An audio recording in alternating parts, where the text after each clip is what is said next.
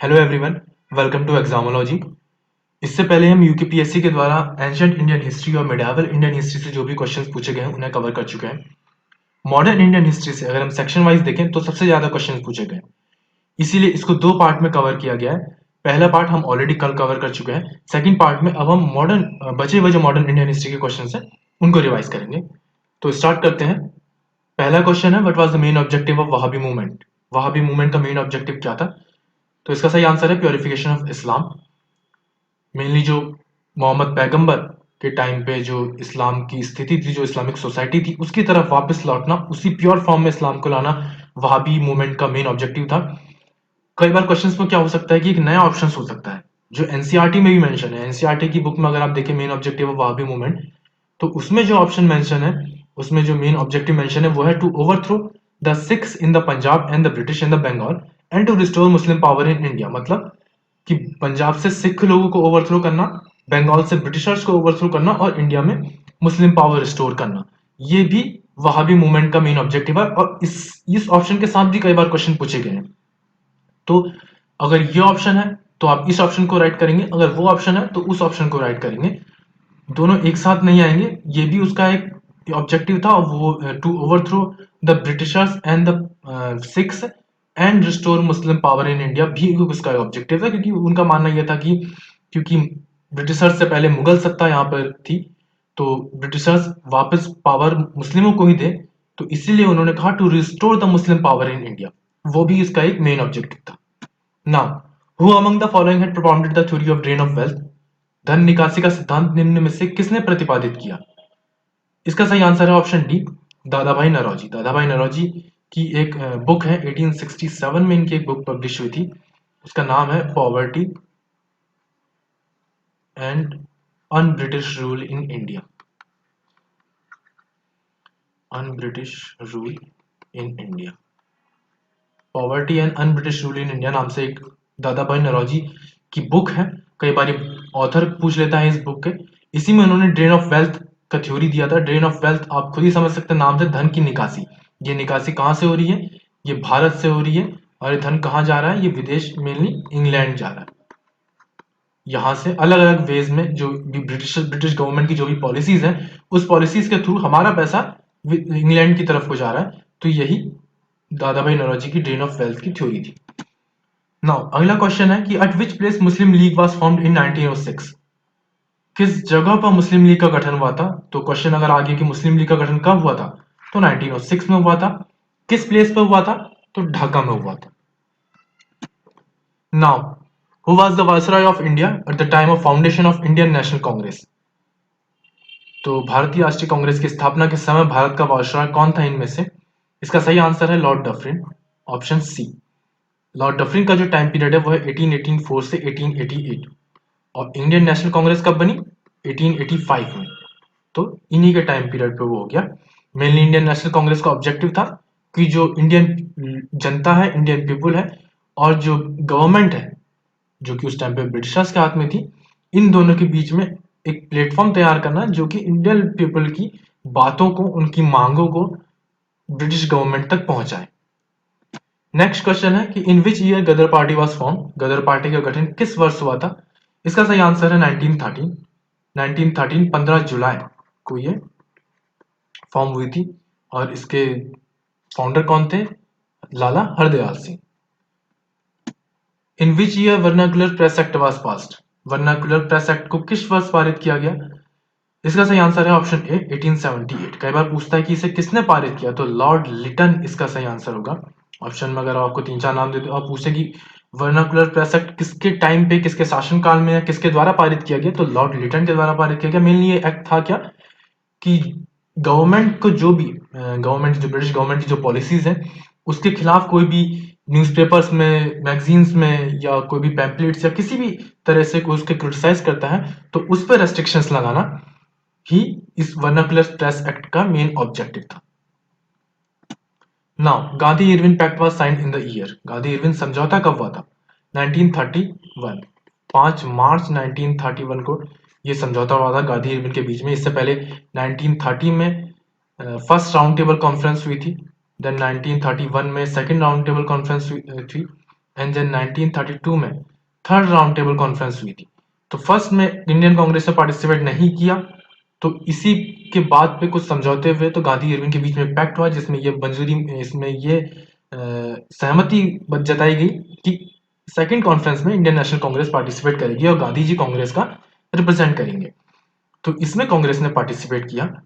Then उसके बाद 31 में जो कॉन्फ्रेंस हुई, राउंड टेबल कॉन्फ्रेंस, इसमें बातें नहीं जम पाई। जो मांगे गांधी जी की तरफ से, कांग्रेस की तरफ से रखी गई थी, उन पे बहुत ज्यादा विचार नहीं किया गया। तो अगेन थर्ड जो कॉन्फ्रेंस हुई उसमें फिर से कांग्रेस ने पार्टिसिपेट नहीं किया। क्वेश्चन ये आ जाता है कभी कभार कि किसने तीनों में पार्टिसिपेट किया। तो मेन जो फिगर है उनमें एक है बी आर अम्बेडकर, इन्होंने तीनों में पार्टिसिपेट किया था। दलित जो कम्युनिटी थी उसे रिप्रेजेंट करते हुए बी आर अम्बेडकर जी ने तीनों में पार्टिसिपेट किया था। इसके अलावा एक और जो नाम है वो है तेज बहादुर सप्रू। हालांकि इनके बारे में एग्जाम में वो ज्यादा नहीं पूछता, बट तेज बहादुर सप्रू थे जिन्होंने भी तीनों ही कॉन्फ्रेंस में पार्टिसिपेट किया था। नाउ नेक्स्ट जो क्वेश्चन है वो है Poona pact was sign on. Poona pact पर कब हस्ताक्षर किए गए? इसका सही आंसर है 1932। नाउ जैसा आप देख सकते हैं यहाँ पे डेट लगभग सेम है। कई बार यूकेपीएससी का क्या है कि it has a neck on asking the specific date. वो कई बार स्पेसिफिक डेट पूछ लेता है, वो आपको ईयर सेम दे देगा, वो 1932 दे देगा आपको सब ईयर में। और हो सकता है कि आपसे 22 सितंबर, 23 सितंबर, 24 सितंबर, 25 सितंबर इस तरह से पूछ ले। तो इसका मतलब ये नहीं है कि आपको डेट ही पूरी याद रखनी है ऐसा, क्योंकि वो उत्तराखंड से रिलेटेड जो क्वेश्चन होते हैं वहां पे वो ज्यादा ऐसा करते हैं। लेकिन फिर भी कुछ कुछ ऐसे इंपॉर्टेंट इवेंट्स हों जो आपको लगे कि हाँ इसकी डेट इंपॉर्टेंट, तो आप उनकी डेट और मंथ को भी रिवाइज करने की कोशिश करें, उसको याद करने की कोशिश करें ईयर के साथ साथ। ईयर तो इंपॉर्टेंट है ही, क्योंकि अगर आपको यहाँ पे ईयर भी पता होगा तो आपका 2032 का एक ही ऑप्शन है और वो सही हो गया। पूना पैक्ट के बारे में आपको पता होगा कि गांधी जी और अंबेडकर जी के बीच में ये हुआ था। मेनली जो रैमजे मैकडोनल्ड का अवार्ड था, मैकडोनल्ड अवार्ड जिसे कहते हैं शॉर्ट में, उसमें सेपरेट इलेक्टोरेट्स की बात की गई थी डिप्रेस्ड कम्युनिटीज के लिए। तो गांधी जी इसके पक्ष में नहीं थे। उनका मानना था कि जो डिप्रेस्ड कम्युनिटीज हैं उनको सेपरेट इलेक्टोरेट देके हम और ज्यादा मार्जिनलाइज कर देंगे। तो ये वो नहीं चाहते थे। अंबेडकर जी मानते थे कि जो सेपरेट इलेक्टोरेट है वो डिप्रेस्ड कम्युनिटीज के हित में रहेगा। तो इसी मतभेद की वजह से गांधी जी अनशन पर बैठ गए थे। बाद में अंबेडकर जी उन्हें मनाने के लिए आए और पूना पैक्ट हुआ उनके बीच में, जिसमें सेपरेट इलेक्टोरेट का जो आइडिया था उसे छोड़ दिया गया और रिजर्वेशन के आइडिया को अपनाया गया। मतलब कि अब जो इलेक्शन होंगे उनमें स्पेसिफिक कम्युनिटीज के लिए सीट रिजर्व होंगी। सेपरेट इलेक्टोरेट और रिजर्वेशन के बीच में आई होप कि आपको अंतर पता हो। सेपरेट इलेक्टोरेट और जो रिजर्वेशन होता है, सेपरेट इलेक्टोरेट में जिस कम्युनिटी के लिए वो सीट है वही कम्युनिटी के लोग इलेक्शन वोटिंग भी करते हैं। रिजर्वेशन में ऐसा नहीं होता। रिजर्वेशन में मान लीजिए कोई एक सीट किसी एक स्पेसिफिक कम्युनिटी, फॉर एग्जांपल अगर एसटी कम्युनिटी के लिए वो रिजर्व है, तो जरूरी नहीं है कि एससी कम्युनिटी के लोग ही उसमें वोटिंग भी करें, सारी कम्युनिटी के लोग उसमें वोटिंग कर सकते हैं। लेकिन सेपरेट इलेक्टोरेट में ऐसा नहीं होता। यहाँ पे अगर कोई सीट एसटी या एससी किसी भी वर्ग के लिए रिजर्व है या सेपरेटली उसे बनाया गया है, तो वहां पे वोटिंग का जो अधिकार है वो भी केवल उसी कम्युनिटी के लोगों को होता है। आई होप ये क्लियर हो गया हो। आगे बढ़ते हैं। अगला क्वेश्चन है when was the non cooperation movement withdrawn. Non cooperation movement को कब वापस लिया गया? 1922 में चौरी चौरा का जो कांड हुआ था उसके बाद गांधी जी ने इसे वापस ले लिया। ना अगला क्वेश्चन है third battle of Panipat took place in the year. तीसरी लड़ाई पानीपत की कब हुई थी? इसका सही आंसर है 1761। 1761 में हुई थी। किसके के बीच हुई थी? मराठा एंड अहमद शाह दुर्रानी। ये अफगान इन्वेडर था, इनके बीच में थर्ड बैटल ऑफ पानीपत हुआ था। इससे पहले मराठा बहुत ज्यादा पावरफुल हो गए थे। वो इंडिया के बहुत बड़े पार्ट में अपना शासन काबिज कर चुके थे और लगभग मुगल सत्ता को ओवररूल करने की कगार पे थे। बट 1670 मतलब जो थर्ड बैटल ऑफ पानीपत हुआ इसमें मराठा को हार हासिल हुई और इस वजह से उनकी पावर को एक बहुत बड़ा ब्लो लगा। नाउ अगला क्वेश्चन है when did Shyamji Krishna Verma established India house in London. Shyamji Krishna Verma जो कि एक इंडियन फ्रीडम फाइटर थे, लॉयर थे, एक जर्नलिस्ट थे, इन्होंने कब इंडिया हाउस लंदन में कब इन्होंने स्थापित किया? तो ये स्थापित किया था 1905 में। 1905 में इन्होंने किया था। और जो इंडिया के जो बच्चे थे, कई स्टूडेंट्स जो वहाँ पे पढ़ते थे, उनके लिए इन्होंने इंडिया हाउस बनाया था। ठीक है, इसके अलावा इन्होंने Indian home rule society London में बनाई थी। तो क्वेश्चन ये आ सकता है कि Indian home rule society London में किसने बनाई थी? इंडियन होम रूल सोसाइटी, तो ये भी श्यामजी कृष्णजी वर्मा ने ही बनाई थी। नो, अगला क्वेश्चन है, the real name of Sabarmati आश्रम क्या है? साबरमती आश्रम का जो रियल नेम है वो है सत्याग्रह आश्रम। सत्याग्रह आश्रम या साबरमती आश्रम, ये हमारे जो अहमदाबाद है वहाँ का जो साबरमती के ही किनारे ये स्थापित है, गांधी जी का आश्रम है। आई होप इसके बारे में हमको पता ही है। नाउ अगला क्वेश्चन है, from 1906 to 1920 the role of Mohammad Ali Jinnah during freedom struggle of India was. तो 1906 से 1920 तक जो स्वतंत्रता संग्राम था उस दौरान मोहम्मद अली जिन्ना की क्या भूमिका थी? इसका आंसर है नेशनलिस्ट एंड सेक्युलर।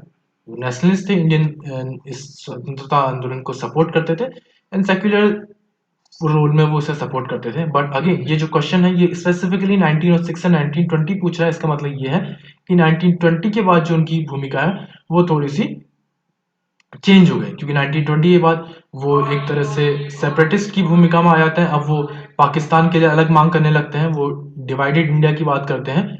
और इसके बाद वो नेशनलिस्ट जो हमारा स्वतंत्र संग्राम का मूवमेंट था उससे भी बहुत ज़्यादा वो नहीं जुड़ते। और बाद में हम देखते हैं कि वो डायरेक्ट एक्शन डे किस तरह से 16 अगस्त को पारित करते हैं, जिसके अलावा वो टोटली पाकिस्तान के सपोर्ट में अब वायलेंस को भी सहमति दे देते हैं। तो 1906 से लेकर 1920 तक अगर क्वेश्चन ऐसा रिपीट होता है तो उसका सही answer nationalist and secular position होगी। Now, by which date did the government British government declare to grant India full self government? तो किस तारीख तक ब्रिटिश सरकार ने भारत को पूर्ण स्वशासन देने की घोषणा की थी? वेल, इसका सही आंसर है जून 30, 1948। तो उस टाइम के जो प्राइम मिनिस्टर थे ब्रिटेन के, क्लेमेंट इटली। ये भी आप नोट डाउन कर सकते हैं कि भारत की स्वतंत्रता के टाइम पे प्राइम मिनिस्टर कौन थे ब्रिटेन के? क्लेमेंट इटली वो थे। इन्होंने डिक्लेयर किया था 1947 में कि जो इंडिया है वो एब्सोल्यूट सेल्फ गवर्नमेंट दे दिया जाएगा जून 30, 1948 तक। हालांकि बाद में जो राइट्स होने लग गए 1946 के बाद से, कलकत्ता में जो राइट्स स्टार्ट हुए, उसके बाद ये दिल्ली, पंजाब और काफ़ी जगह तक ये पहले हिंदू मुस्लिम राइट्स मेनली इंडिया और पाकिस्तान के डिवीज़न की वजह से, तो इस वजह से ये लोग पहले ही यहाँ से छोड़ के चले गए। नाउ अगला क्वेश्चन है, who was the governor general of India during the revolt of 1857? इसका सही आंसर है लॉर्ड कैनिंग। लॉर्ड कैनिंग ही इस टाइम पे गवर्नर जनरल ऑफ इंडिया थे। नाउ इसमें रिवोल्ट ऑफ 1857 है। दो इंपॉर्टेंट फैक्ट जो यहाँ पे हैं वो है, एक तो कि इसी को हम सिपाही म्यूटिनी भी कहते हैं और इसी को हम फर्स्ट वॉर ऑफ इंडिपेंडेंस भी कहते हैं। कई बार क्वेश्चन ये पूछ देता है कि ये कहा किसने है, सिपाही म्यूटिनी किसने कहा है और फर्स्ट वॉर ऑफ इंडिपेंडेंस किसने कहा है? तो सिपाही म्यूटिनी कहा है जॉन लॉरेंस ने। अगर ये पूछता है आपसे, नोट डाउन कर सकते हैं, जॉन लॉरेंस। इन्होंने 1857 के रिवॉल्ट को सिपाही म्यूटिनी कहा है। और first world war of independence किसने कहा है? First war of independence VD Savarkar. इन्होंने इसे स्वतंत्रता का पहला स्वतंत्रता संग्राम कहा है, स्वतंत्रता का पहला युद्ध। नाउ अगला क्वेश्चन है, Hindustan socialist Republican army was founded in the year? किस वर्ष हिंदुस्तान सोशलिस्ट रिपब्लिक आर्मी की स्थापना हुई थी? इसका सही आंसर है 1928। 1928 के बाद, इससे पहले ये जो हिंदुस्तान रिपब्लिकन आर्मी थी, सिंपली सोशलिस्ट शब्द इसमें नहीं था। इसके बाद इसमें फिरोज शाह कोटला में, जो हमारा दिल्ली में ग्राउंड है फिरोज शाह कोटला, वहां पे 9 और 10 दिसंबर को, सॉरी 9 और 10 सितंबर को 1928 में बैठक हुई थी, जिसमें यही भगत सिंह हमारे और चंद्रशेखर आजाद और ये सारे रिवॉल्यूशनरी लोग थे। इन्होंने आके यहाँ पे सोशलिस्ट आइडिया को समर्थन देते हुए इस नाम में सोशलिस्ट जोड़ा और इन्होंने अपना नाम हिंदुस्तान सोशलिस्ट रिपब्लिकन एसोसिएशन रख दिया। और इसके थ्रू इनका मेन जो एक ऑब्जेक्टिव वो हो गया कि अब सोशलिस्ट आइडिया को ये प्रमोट करेंगे। अगला क्वेश्चन है, Mahalwari system was related to? Mahalwari system इनमें से किस चीज से रिलेटेड था? एजुकेशन से, लैंड रेवेन्यू से, कम्युनिटी सिस्टम से या ट्रेड से? इसका सही आंसर है option B, land revenue. Mainly जो कौन लाया था क्वेश्चन, पहले तो ये बात डिस्कस कर लेते हैं कि हॉल्ट मैकेंजी, कई बार ये वो पूछ देता है कि माहवारी सिस्टम किसने प्रोपाउंड किया था, तो हॉल्ट मैकेंजी ने 1822 में, 19th सेंचुरी में हो गया, 1822 में हॉल्ट मैकेंजी ने माहवारी सिस्टम लाया था। इसमें जो गांव होते थे उनको कई बार एक गांव या कई बार एक से ज्यादा गांव को महल में डिवाइड कर दिया जाता था, महल उनके में उन्हें ग्रुप कर दिया जाता था, और इसमें जो एक विलेज का हेडमैन बना दिया जाता था, वो हेडमैन क्या करता था कि ये टैक्स वसूला करता था विलेजर्स से, लैंड रेवेन्यू वो वसूला करता था। तो यही माहलवाड़ी सिस्टम था। मेनली जो अभी जो मोस्ट ऑफ द यूपी का इलाका है वहां पे ये सबसे ज्यादा था, अगरा, अवध, इसके अलावा बाद में ये मध्य प्रदेश और पंजाब की तरफ भी आया, बट मेनली जो मोस्ट ऑफ द यूपी वाला इलाका है वहां पे माहलवाड़ी सिस्टम ज्यादा लगाया गया। Well I think it's the end. ये मॉडर्न इंडियन हिस्ट्री के क्वेश्चंस थे जो कि यूकेपीएससी के द्वारा पूछे गए हैं। हमने कुछ क्वेश्चन रिवाइज किए पार्ट 1 में, ये था पार्ट 2 जिसमें हमने बाकी के मॉडर्न इंडियन हिस्ट्री के क्वेश्चंस पूछे हैं, और सबसे ज्यादा क्वेश्चन इसी सेक्शन से पूछे गए हैं। अगर आप सब्जेक्ट वाइज देखें तो सबसे ज्यादा क्वेश्चन पूछे गए हैं हिस्ट्री से, और इसमें भी सबसे ज्यादा क्वेश्चन मॉडर्न इंडियन हिस्ट्री से पूछे गए हैं। तो इससे आप ट्रेंड समझ सकते हैं कि किस पोर्शन पे आपको कितना ज्यादा काम करना है, और क्योंकि जिस पोर्शन से ज्यादा क्वेश्चन पूछे गए वहां से प्रोबेबिलिटी भी ज्यादा हो जाती है क्वेश्चंस के रिपीट होने की, इसलिए ये लेक्चर आपके बाकी लेक्चर की तुलना में और ज्यादा इंपॉर्टेंट हो जाता है। नाउ इसके बाद हम कवर करेंगे पॉलिटी को। टेलीग्राम पे मैंने जो पोल चेक लगवाया था उसमें मैंने पूछा था कि इसके बाद आप कौन सा सब्जेक्ट कवर करना चाहते हैं, तो जो सबसे ज्यादा मुझे उत्तर आए वो पॉलिटी के उसमें थे, सबसे ज्यादा वोट पॉलिटी के पक्ष में हुए। तो अब हम जो यूकेपीएससी के द्वारा पॉलिटी के जो क्वेश्चंस पूछे गए हैं उनको कवर करेंगे, उनको हम उनके क्वेश्चंस देखेंगे, सही आंसर देखेंगे, उनका बैकग्राउंड जानने की कोशिश करेंगे। तो ये हिस्ट्री कंप्लीट हो चुका है।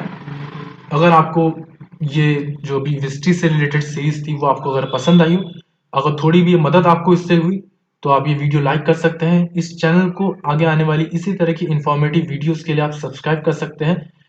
आपके साथ ही अगर कोई अभी तैयारी कर रहे हैं, जो आने वाले एग्जाम्स हैं उनके लिए, आपके दोस्त, आपके रिलेटिव कोई तैयारी कर रहे हैं, तो आपको उनको ये चैनल, ये वीडियो सजेस्ट कर सकते हैं। और इसके अलावा कोई भी अगर आपकी क्वेरी हो, कोई भी अगर आपका सजेशन हो, किसी भी तरह की कोई बात आप कहना चाह रहे हो, तो आप कमेंट सेक्शन में उस बात को कह सकते हैं, या फिर टेलीग्राम चैनल जिसका डिस्क्रिप्शन में मैं लिंक डाल दूंगा, एग्जामोलॉजी नाम से वो चैनल है, सेम नाम से। तो यहाँ पे आप टेलीग्राम चैनल पे हमसे जुड़ सकते हैं, जिसपे हम कई सारे नोट्स और इसके अलावा आने वाले जो भी वीडियो होते हैं उनके अपडेट्स ये सब हम आपसे शेयर करते रहते हैं। Okay, thank you so much.